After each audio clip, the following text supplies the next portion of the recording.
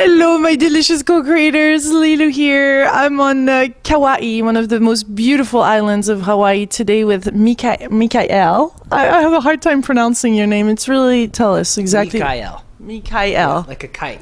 Or like kai, as in, you know, the Hawaiian word for ocean. Beautiful. Yeah. So you have some Hawaiian origins? I have some Polynesian origins.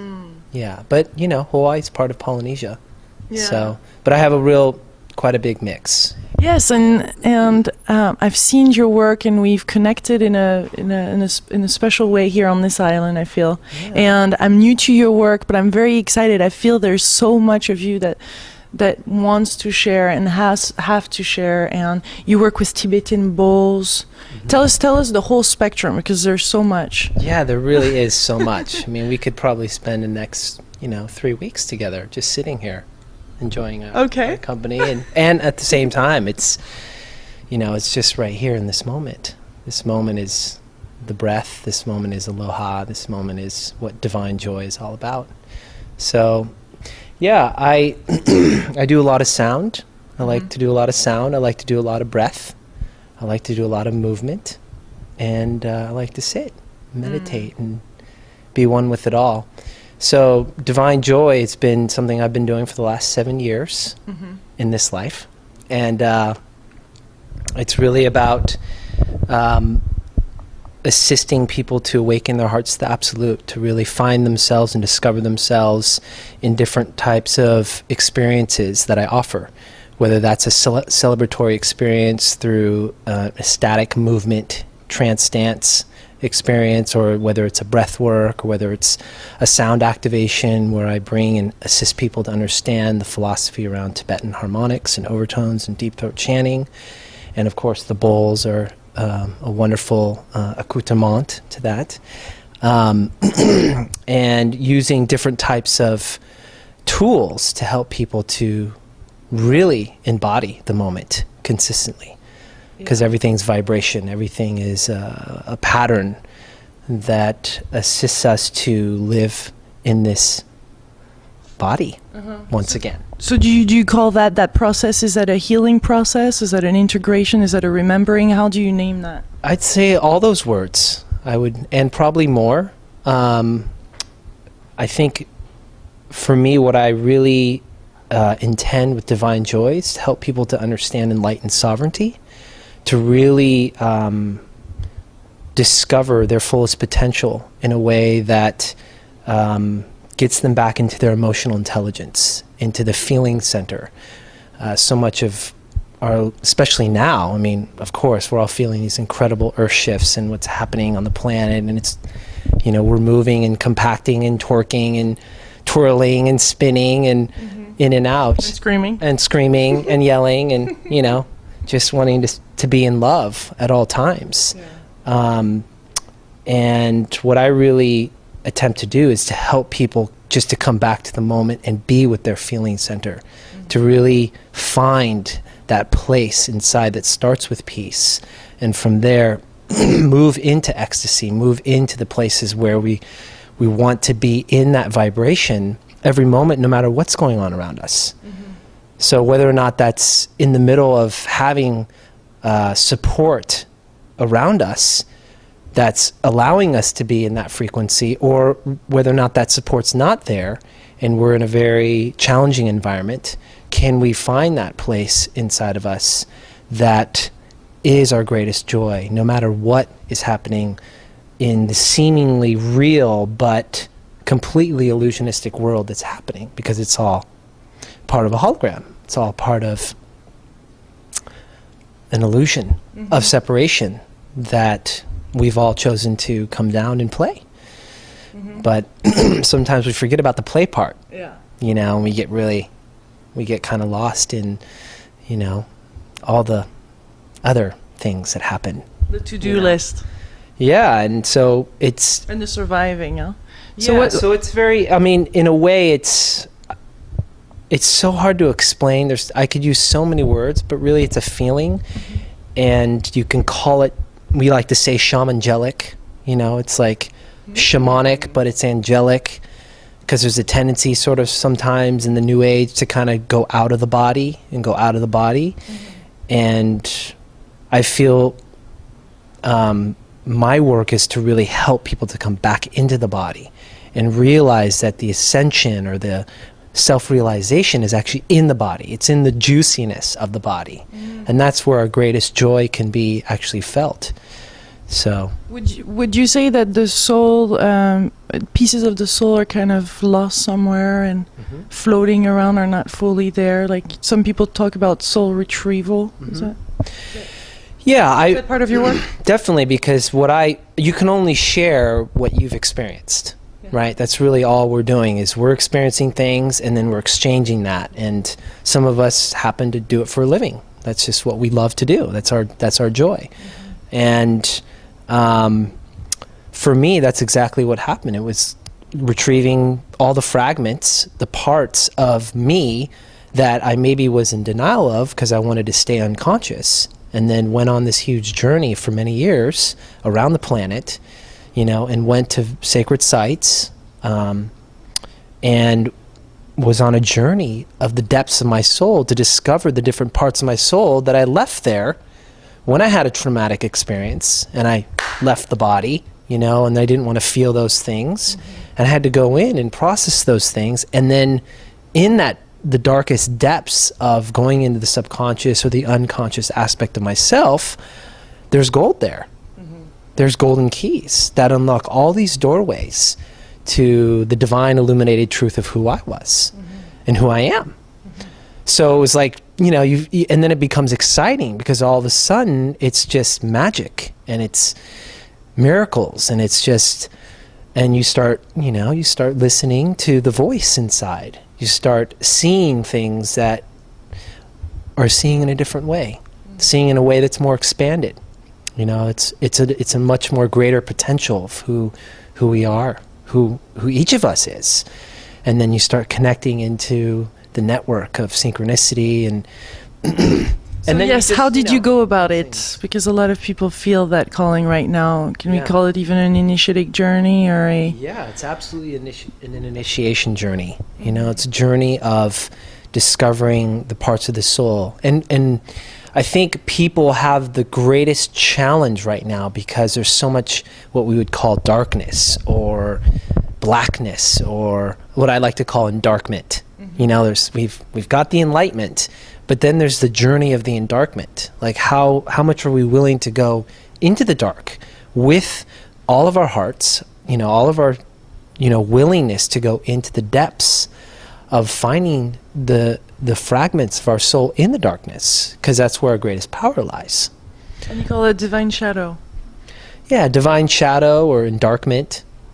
You know, so it's like bringing enlightenment into the darkness, it's just unconscious aspects of self that then expand the parameters of this three-dimensional life. And then we start to realize that we're not so limited anymore. There's streamlines and memory fields to the past that is really the future. It's like an ancient future circuit. And as we move, you know, into that, and we're willing to surrender ourselves to the unknown, surrender ourselves to, you know, everything that leads up, all the fears and limitations and things that we've inherited in our DNA from our past and, you know, from our parents, from our ancestors, and all that work, finding forgiveness, finding the way to really embody divine joy in a shamangelic, you know, path. It brings us into this like wholeness. It brings us into this feeling that we are so connected to everyone and everything, and then there's no separation. There's no other. There really is no other. And so, and then it gets juicy because then we're like, oh yeah, I was in Egypt one time, and I was in, you know, Lemuria. I was in ancient China. I was in walking the lines of, you know, with these other people, and then we start to meet other people and we realize, wow, they're also doing this at the same time, and we're meeting each other, and they left that way of looking at their life at this certain point when I did, and we're meeting each other again. And it becomes magical. It becomes like, okay, we're not in this together. You know, we're doing this for ourselves, finding our own enlightened sovereignty, but then we're also like in a really juicy, beautiful way coming together and finding this cohesive connection with other beings. And because a lot of people do, you know, I think a lot of us do also past life regression or want to know, but there's, you know, some people, you know, or some of us ask, well, you know, why should we do this? You know, just to know is doesn't really do any good. Yeah. But really, when we're physically going to those places, it's a whole other. Yeah. Absolutely. To those places that our heart maybe it feels called to go. Like right now on this Juicy Living tour, I'm called to Hawaii. Yeah. And I'm discovering some things, some aspects that are starting to show up. Right. Yeah, that's right. You mentioned that. Yeah, because this is a very ancient land. And in a way, when it calls your heart, when it calls your spirit, like your emotions, there's an intelligence there that's way beyond. It's like all the intelligences are coming together like as synapses in the brain, and they're all sparking. And when you come here and your body actually touches somatically the earth, you put your feet on the earth here, there's actually living crystals in this earth. There's actually life force that is very unique to this Hawaii, or where we are now in Kauai, which is the oldest of all the islands, this in Niihau. So there's this ancient connection that we're making somatically in the body. And then all of a sudden it starts to boom, boom, boom. It starts to spark our emotions. It starts to spark our mental constructs and patterns. Then our spirit starts to like bring down information, and we start to remember. We start to activate these dormant, you know, memory cells. And you can even go all the way down to DNA and et cetera, et cetera. But really it's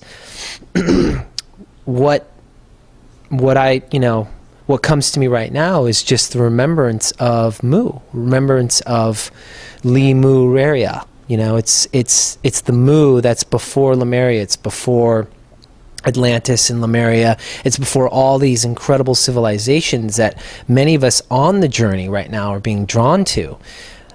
It goes all the way back to origin, sacred origin. So let's go there. Yeah. So Mu, you know, and this is just my gold. You know, it's important because many people have different interpretations. But what my goal is that for me, this place is it's like the sacred origin convergence point for everything that we look to as we go on the journey of the ascension and self-realization, the path of self-mastery, and the path of the one. When we come back to this place of what we term the new age or the golden age, what we're all longing in the deepest heart of our hearts, we come back here. And this is the last time that this energy was embodied by, you know, 300 million souls, you know, more than that. It was so many of us who embodied this frequency. And we were able to live in the moment without memory. Like, can you imagine that? Like having no memory? Totally that was present. Totally present in the now, right? So when we come back here, there's all these memories of living without memory.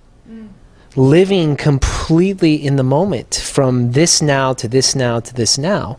And so we kind of like, we want to make it new and we want to make it, you know, gold. But the fact is that at that time when we were souls living as an embodied in an avatar vessel, you know, we were having tremendous ecstatic experiences all the time. So every day when we woke up, it was like a new day. When we went to bed, it was dream time into then totally not comparing, right, or compartmentalizing our brain the next day to go, oh, well, how do we make this better than yesterday? And how do we... So these are all things that happened later on. This actually happened in Atlantis. So we went through these different stages of what you could call evolution, of understanding how to work with mental intelligence and then emotional intelligence. So these two things are both valid, and they're both coming together so that we can create a more dynamic now. But when you come to Mu, you come back to understanding, and you can call it the goddess, you can call it God is, right? God is here. God is here. God is. God, I like to say God Isis, because it's like Isis is the Egyptian goddess. It's is, equals. God is. It's in the body. It's already here. There's no out there. There's no over there. There's no, it's not outside. It's right inside. And it's always been that way. So we have so many religions. We have so many spiritual teachings that really explain the same thing, whether it's New Age or Old Age or religious or indigenous. It's really the same thing. It's how much are we willing to remember all that, and then at some point we actually have to let go of the remembering and just fully be. Be so present, and that's your gold. And in that gold, we start to connect with other people who are also choosing to be in that golden frequency. And that's the golden thread that connects us all. And so that's happening around the planet as, the muck and the mire starts to come out individually, collectively, in countries and around the globe. It's amazing because it's providing these incredible opportunities for us to really step into what it means to be in our gold and to live in this now age. Is that an acronym, GOLD? No, I just mean like... In our gold, in our best, our light. Yeah, a lot of people are like really wanting to buy gold right now, and let's just hoard all the gold because money's just, not worth anything. But I'm talking more of a symbol of an energy field, a golden energy field, really stepping into the avatar of that frequency. It's what, it's what Buddha did for Buddhism. It's what Christ did for, the religion of Christianity and Catholicism. It's what Muhammad did for, Mohammedanism and Islam. They were just tuning in to that now age and channeling in their own unique way that gold to disseminate that frequency. And of course, many people are looking for that. And they're still looking for that. What did you find were the components to bring that gold in? The channels, should we say, or the aspects of ourselves that can facilitate that to come in manifestation? Can you... What that would be... That's going to be quite hard to reformulate exactly. But what facilitates that gold to actually manifest?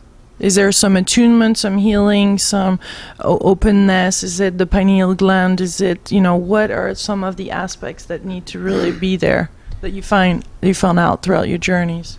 Well, what I feel is that actually it's both.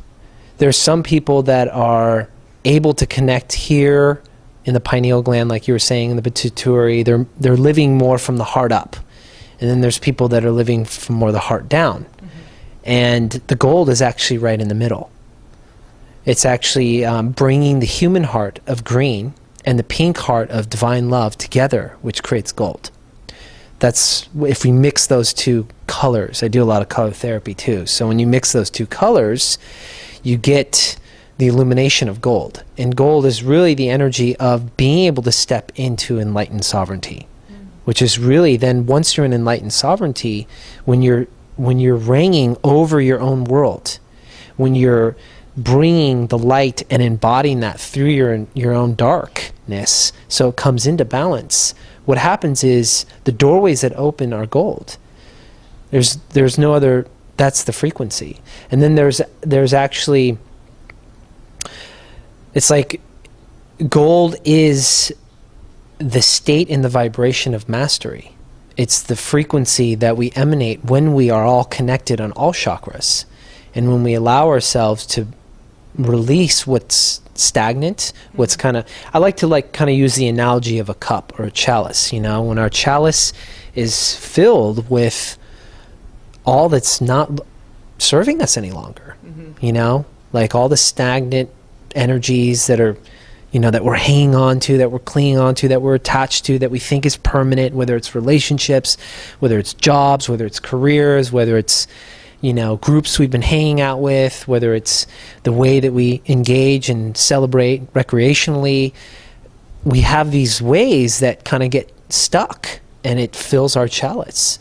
And we have, on a much more expanded realm, we have all this energy, we have all this information and inspiration that wants to come through us, that wants to propel us into a much more expanded state in the body. And we have to release all that. We have to let it all go.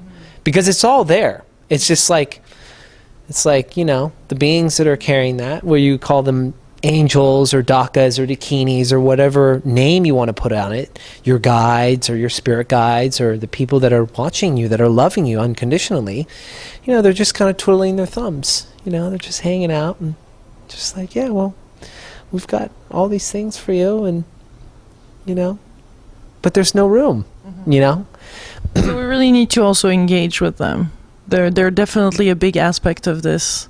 I'm not going to say transformation, but we do really have to engage.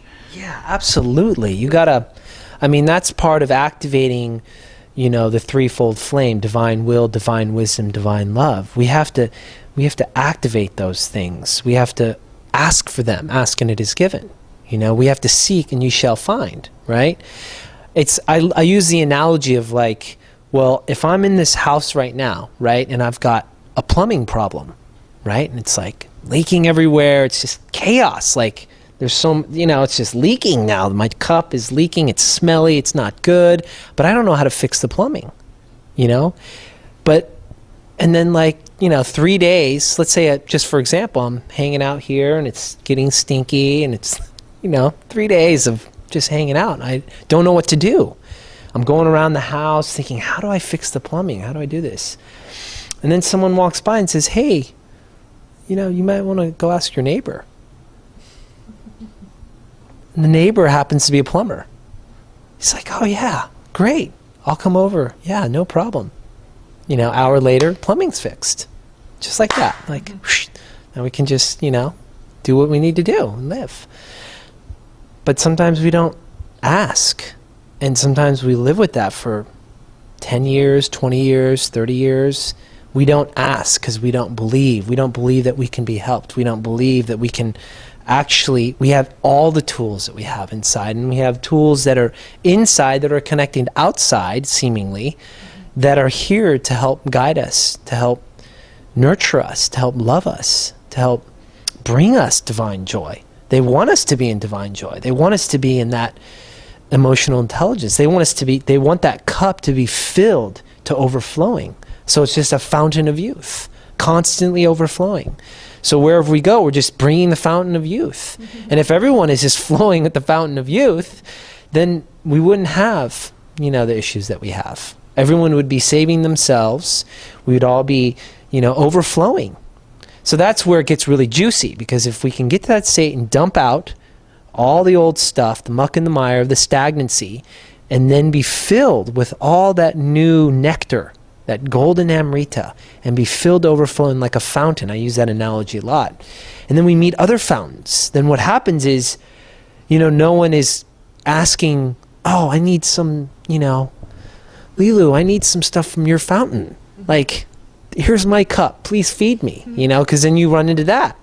So then you get like guru complex, and you get these things where people are giving away their power. No, let's empower each other. This is part of what enlightened sovereignty is. It's empowerment. It's transformation. It's assisting people to really come back into the gold of being in the body and being the master that they are. That they have this opportunity right now. This is beyond 2012. It's beyond, even that's a game, you know? Because we're going beyond that game as well. This is something that's been happening here for millennia. It's always been available to us. It just so happens that there's more of us that are all of a sudden remembering and desiring to remember that. And so when we all come together and we're remembering, then that overflow, all that juicy overflow, is all overflowing into a collective chalice. And that's where things get really exciting. Like, that's where it's like, okay, here we go. Like the old world, the new world, it's all just one world. the new earth, the old earth, it's all just now earth, you know? That's the golden age. That's the golden frequency, you know? Would you say that the new earth is happening in another frequency, another dimension, while the old earth will still be happening, and both are going to not collaborate but happen on the same physical planet? I mean, there's many different teachers saying many Both of them. I think it's whatever you choose in every moment. Like, we have an opportunity right now to choose in every moment, in this now moment, which is, it's like, really, how much are people in their body, you know, somatically, in the body, in the now? Because most of us aren't in the body, and we're thinking we're in the now, but it's really our mind spinning around. And it's not, and so, the new earth for me, it's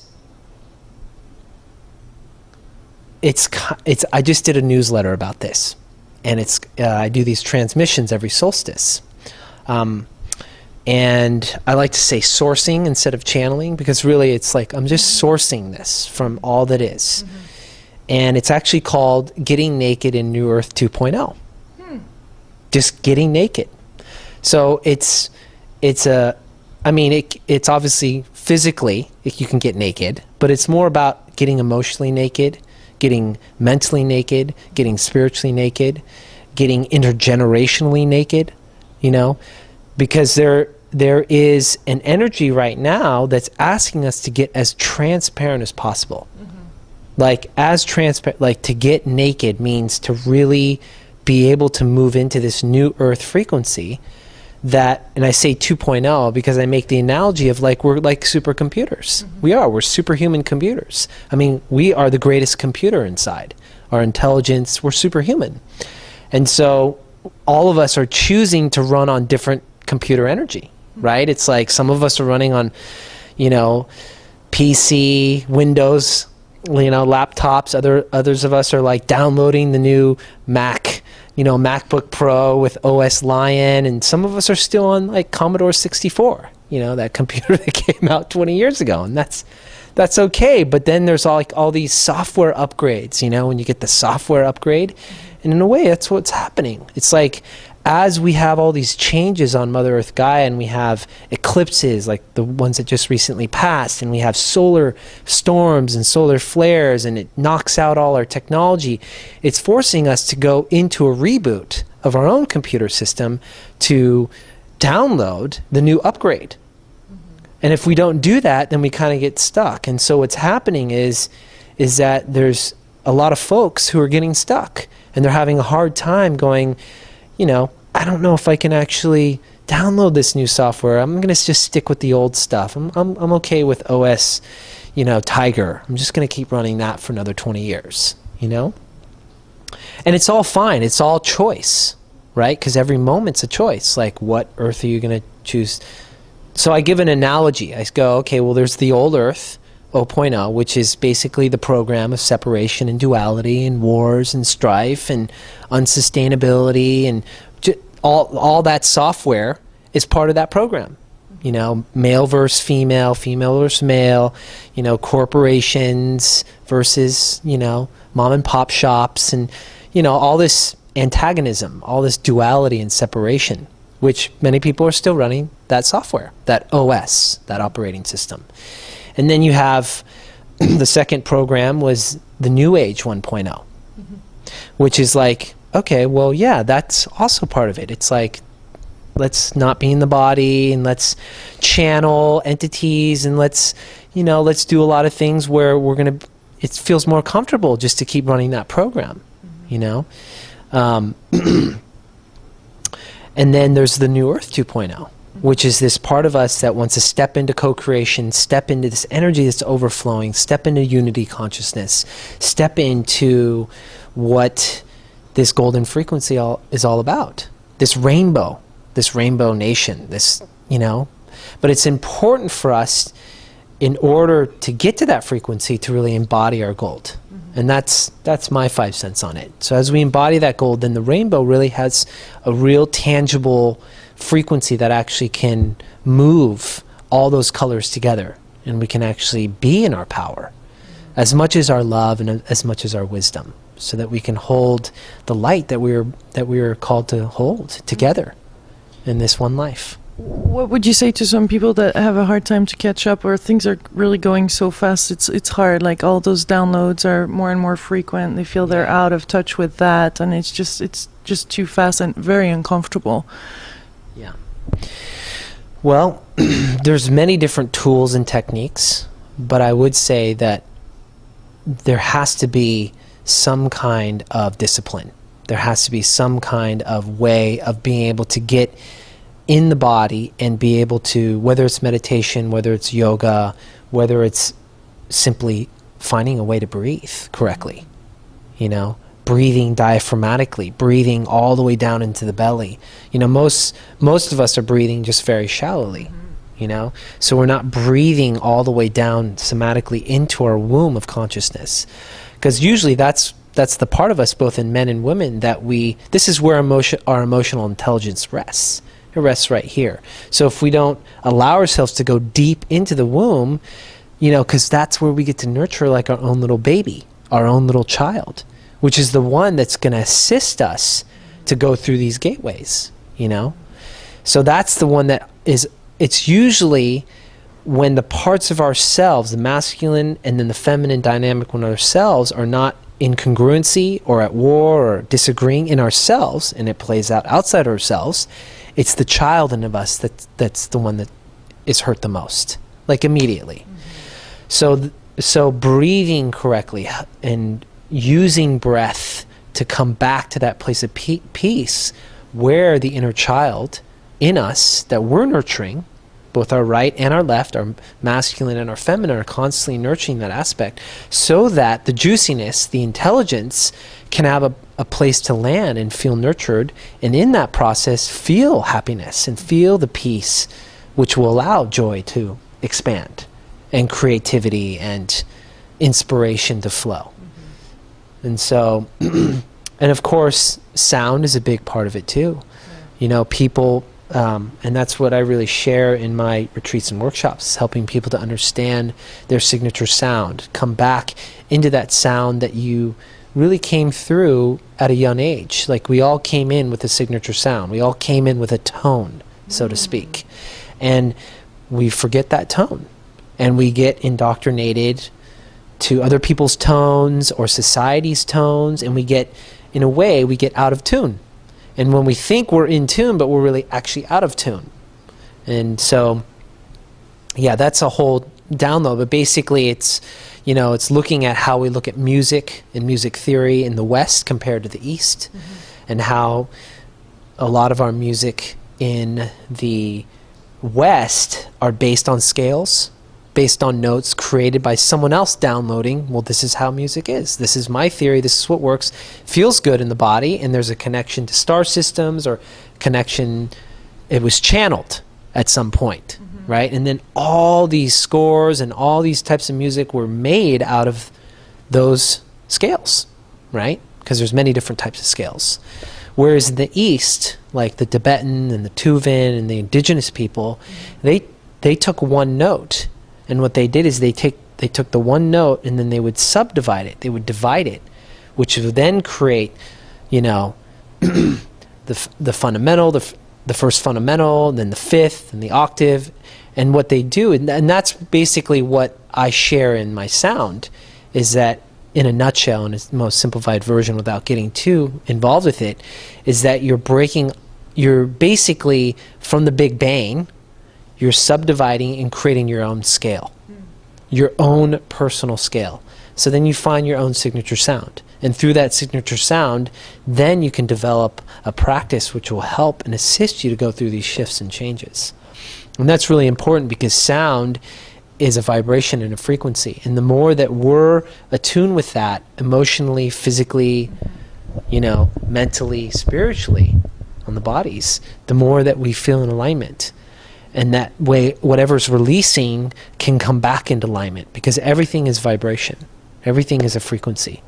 So the more that we are able to release and surrender and let go of the old frequencies, then we can immediately attune ourselves to the new frequencies. And it's not relearning, but I feel everything now, our relationship to time, our relationship to each other, our relationship to our past, to our future, to all of that is changing. We have to really come with a fresh, open, innocent, childlike mind, not knowing constantly, because it's way too difficult otherwise if we even start to put some words. I mean, right now we're in the co-creation process. Yeah. We're starting to understand it, but even that is not even, it's just starting to sparkle a little bit, and we don't even know. So it's really... Yeah, we don't. None of us really know. Yeah. And that's the beauty of it, is the more that we don't know, and more that we can fully surrender to the unknown, you know, and realize that, I mean, really, all the fears that are out there really just culminate into one fear, and that is the fear of death. Mm-hmm. And the death equals the unknown. So if we just go straight to that, then we can actually like domino effect everything else. It's difficult to do that, but in a way, that's what the universe, the metaverse, the infinite cosmos is asking us to do right now, more than ever before. Mm-hmm. And that's why there's all these amazing opportunities that are, you know, cathartic, and it's the alchemy for us to show up and go, okay, how naked can I get? How transparent can I get? How honest can I get? How much in forgiveness of myself first can overflow so I can give and forgive everyone else in my world, in my family, in my relationships. And then at the end of that, there's so much color. Mm-hmm. You know, there's so much vibrancy and so much juiciness and aliveness, and because you're not using the intelligence that comes from intellectualism. You're using the intelligence that comes from feelings and from being in the moment and from being in the now. And it's a whole nother OS. You know, it's a whole nother operating system. Mm-hmm. And it's hard to operate in that operating system when you're kind of in the old OS. Mm-hmm. It just actually doesn't work. And that's what you're seeing. You're seeing these choice points that are coming where people have chosen and chosen and chosen and chosen vibrationally and vibrationally to be in their joy, to be in their happiness, to be in their co-creation, to be in their love. And then you're seeing the people who are choosing and choosing and choosing not those things. And it's like vibrationally it's just two different worlds. Mm-hmm. So when you ask me, well, what world is it going to be? Well, I say it's every moment, because these two worlds vibrationally don't match. Mm-hmm. So if they don't match, they're going to be invisible to each other. Mm-hmm. Right? And that's the ascension in a nutshell. You know, you just disappear. Like you could walk around, like for example, it's like I use the analogy, if someone's thinking about murdering or killing, like just very one-directional energy, they're focused on one thing. Their channel is so narrow, the bandwidth, right, is just so narrow, mm-hmm. right? And you could go jealousy, you could go fear, you could go limitations, you can go control of the mind, whatever it is, right? And then you have someone who's just open to all the bandwidths, who's just open to the complete moment of whatever's going to arise and pop into the field of what is, right? They're on all channels. They're on all dimensions, right? So this person is not going to see this person. It's totally two different operating systems. It's totally two different ways of perceiving existence. Totally two different ways of perceiving life as it is, as simply as what it is. Mm-hmm. So. Do you believe we're all being prepared right now for something big, like maybe 3 nights of darkness? A lot of people talk about that, and it feels things are accelerating and we're being initiated to something. There's no doubt for all of us on this journey that there's a lot going on. It's very exciting. It's very juicy. I'm thrilled to be participating in this and to exchange information, but to also go through whatever needs to be cleared. To go through maybe three days and nights of darkness or whatever that is, where we're really facing our fear. Yeah. However that's going to manifest itself. Yeah. Well, I would suggest that we can prepare by doing that, by just going into a darkroom retreat. You know, these are things that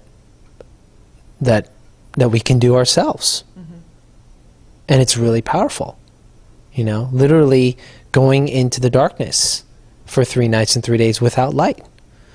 And just being in that vibration and allowing yourself to look at all the patterns and the thoughts and the emotions that come out.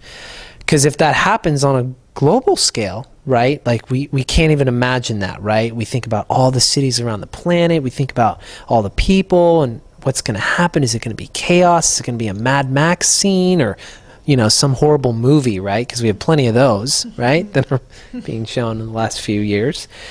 And I would have to say that it's really us, because all of us are creating our reality. Like, there's nothing that we're not creating. We create all of it. We create the creations, we create the destructions, we create the preservation of all of that.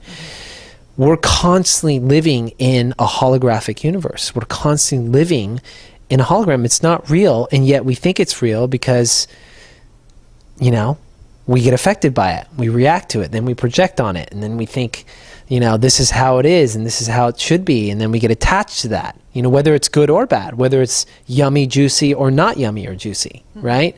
So this is just another amazing opportunity for all of us who are at some level of consciousness, who are choosing to step into the new earth, choosing to step in every moment, to fully embrace the unknown, to fully embrace, you know, it's like Yeshua going into the tomb for 3 nights and 3 days in darkness. Like, we're all being asked to go into the space of complete resurrection, to re-erect ourselves, you know, to come into this space where we feel peace inside with the shadow, which was what I was talking about earlier in our conversation about, well, how much are we willing individually to go back into the shadow, to go back into the womb? Right? Because when we're in the womb as a child, we're 9 months in the shadow. Like, our eyes aren't open. We're just relying and trusting in the cave of our mother's womb of consciousness. We're trusting that she's going to take care of us, that dad is doing whatever to take care of mom so that mom can take care of us, right? So now we get to do that consciously. I mean, that's what we're praying for, is that those of us can actually, if there is going to be a 3 days of darkness, you know, that we can actually go in and really contemplate what it means to actually be in the unknown, what it means to die.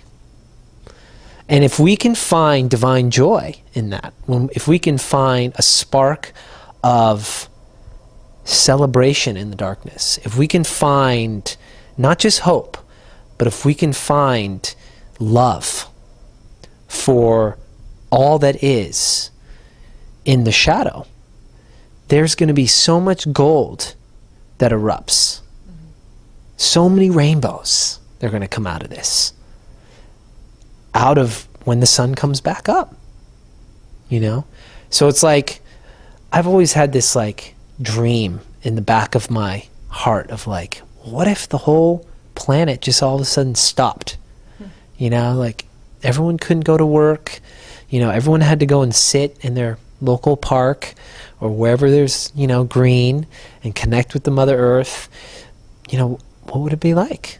You know, would we, wherever we are, tangibly feel the difference as we tune in to the collective? Because we're always tuned into the collective. You know, whether we're in the jungles of the Congo or on top of the Himalayas meditating in some Tibetan Gompa or here in Kauai, you know, on this beautiful island, we're still connected to every single soul that's on the planet. And we can feel, you know, it's kind of like that whole butterfly effect. The butterfly beats its wings and the tsunami comes halfway across the world. You know, it's all, we all affect each other. Whether we're no matter how much unconscious, you know, aspects we're playing out in the old OS or in the new, we're all still here. We're still sharing the body. We still have to interact with each other. We still eat together. We still live together. We still talk story together. But it's like if everyone just stopped, you know. So this is like an opportunity, and yeah, it's going to be a forced, I mean, if it does happen, you know, we don't know. I mean, we'll just see what happens with the comets. But if it's going to be a forced stoppature, then it's like basically asking everyone to go into retreat. Can you go into retreat, you know, and be with your loved ones on retreat and, you know, go into what it means to contemplate life beyond death, because it's an illusion. It's not real. And by that time, we'll all just be, you know, we'll just be in our rainbow diapers at the end. Everyone's just going to be, you know, those who are choosing will have to put on their new diapers. We'll be like, we'll be born again. You know, it's interesting to what happened to many civilizations. You know, ton of years ago, and how a lot of them were found and no bodies were found. Yeah, but the structures were there of civilizations that were not even worried of outside forces, and just no bones, nothing, no bodies. Poof. Yeah, they just vibrated out of, you know, they just turned the dial on the radio station and be like, I don't want to focus on these stations anymore. I'm going to focus on these stations. They're much more in harmony, much more vibrationally equivalent to what's in my body, what's in my soul, what's in my spiritual, emotional intelligence, what's in my heart, you know? And so that prayer will lead us through the dark night into the light that lighteth up all that is. Well, thank you. Thank you so much for this beautiful, and all these crystals and all the colors and everything surrounding us. And we haven't even gone into the whole Anastasia. But I would love to do this another time and do a part 2 sometimes, because there's so much to talk about. Yeah, and it's all, these are the things that obviously are in the moment that people are concerned about, you know, so we want to work in the now. But yeah, I mean, I feel for me, I will just say this, coming out of the light, it's really about truly being with the beloved within, and in that overflow, being with the beloved without. And knowing that the 2 creates the 3 and creates the desire. It's just the initial authentic desire that overflows in the heart to create spaces of love. Which is really what Anastasia is about. It's like if you in all my 2 months traveling Russia and going through the whole process of meeting people, reading the books in synchronicity and meeting the people in the books, and I mean, it was just a crazy experience, a beautiful, amazing, non-stop experience, which I think you can relate to because you've been on the full tour, is that everyone is always asking, who's your beloved? And where are you creating your space of love? Where are you creating your gardens, your seeds? You know, both the seed in the womb and also the seed of the womb of Mother Gaia. You know, and you know the seed in the mouth, and so all these things. Like as we move through what's no longer serving us, it really becomes so simple, so incredibly, exquisitely simple. It's kind of scary, even to me. It's kind of awesome too. Yeah, it's both at the same awesome. time. Yeah, it's both of them. It's both of them. And if the dream of her, which is so much a part of my dream now, of all of us, is to come back to that simplicity, you know, and come back to, wow, okay, well, how do I create that all over again? You know, if everything on the earth, I mean, let's just say the most extreme example. Let's just say everything does go to Armageddon or apocalypse, or, you know, everything goes, and then everything's just cleansed, and like, then what? And if you're still choosing to thrive and be in this body, right? What are you going to create with all the knowledge and all the wisdom and all the intelligence that we all have as individual human beings? What are we going to choose to create again? That's really a wonderful question you to know? leave us with. Yeah. Yes. What are you gonna create? You know, and if you have seeds, because you don't have money anymore, you don't have things, you don't have material goods, you don't have things. You can't keep up with the electricity. You know, the thermonuclear electricity, all these devices. What if they just stop? Then what do you have left? You know, and this is essentially what Christ spoke about. This is essentially what Buddha spoke about. Many of the avatars that come back, and this is what Anastasia talks about. You know, when you read all 10 books, it's about how do we co-create existence again on a blank slate. Like, you got a blank canvas How are we going to flourish and thrive if we're totally in love with self and with each other? You know, and that's the question that we all have to really get completely transparent about and naked. Beautiful. Well, thank you. Thank you so much for this moment. This delicious journey. This was very abundant. This was overflowing. I love it. Thank you. Very colorful. Well, you're in Kauai, so it's like the life force here, the seeds here, they sprout, they flourish. The rain, the abundance of rain and lushness. I mean, it's all green. It's alive. You know, even this particular place is quite special, isn't it? Absolutely. Yeah. We're right here in this amazing pocket here at this this was the whole Course in Miracles, and Yeshua was channeled here by the brother who erected this beautiful space. And there's so much special energy that's running through this space and through this land, this sacred Aina. And you know, all of Kauai is just, I mean, even the military knows about this. Like, I'll just say a quick just reference to one of my teachers, Kahu Kahuna Poni, who's actually passed on, but he got invited by the military here on this island, because we do have military.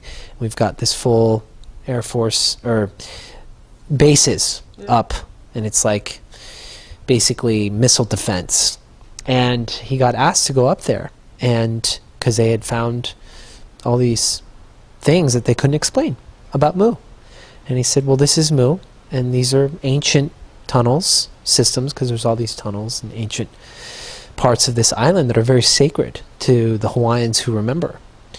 And then he was taken into this, like, you know, kind of looked like a movie where it was like they have the whole map of the world and all the computer systems. And this young, like, captain said, I need to show you this. And he put up on the screen this giant projection of the entire planet. And he scrolled down to the northern hemisphere, and there it was all color spectrum. So there were like blacks and browns and all parts of the earth. There were like reds and yellows, and then there was one area that was just radiating green, and it was Hawaii. And then in the middle, at the top of all that green, there was one area that was just flashing. It was just flashing this ultra, like, emerald green. And the guy said, do you know why this is? He said, well, this is because it's Mu. And the military guy was like, oh. It's like, yeah. Well, we call this alpha green. And basically what it means is, like, they track all the life force on the planet. Like, how much life is actually growing and coming out of the earth. Like, they have all these devices to do that. And this was the only place that was actually fully vibrant green. Feels like it. And Pony was like, well, it's because this is Mu. Mu has never changed. It never will change. And it's carrying the same frequency as the origin point of what it held as a greater civilization since the beginning of time. Juicy, juicy. Here we are in this delicious space, surrounded. And sending you beautiful. So grateful to be here in this moment with all of you, and just know that aloha is in my heart. I feel it's in your heart, and we're just exhaling that breath to all of you all across the planet. And so it is. Yeah. So it is. Much love. Yeah, much love. Mahalo. Mahalo. Malamaku aloha.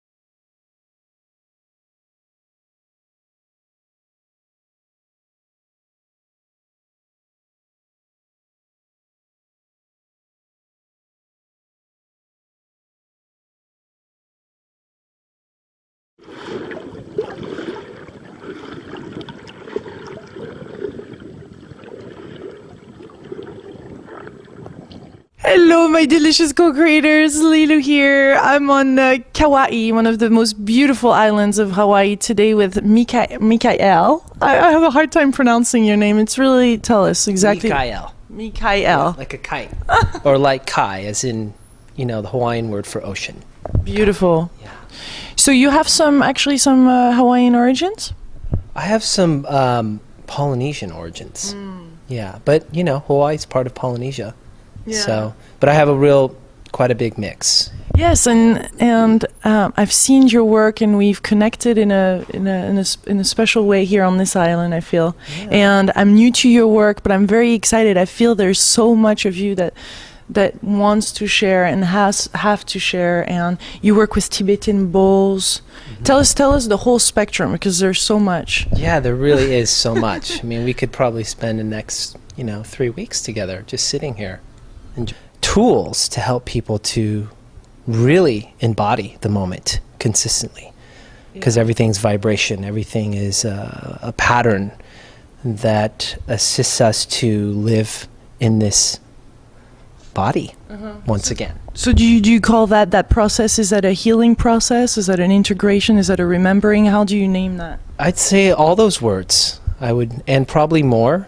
I think for me, what I really intend with Divine Joy is to help people to understand enlightened sovereignty, to really discover their fullest potential in a way that gets them back into their emotional intelligence, into the feeling center.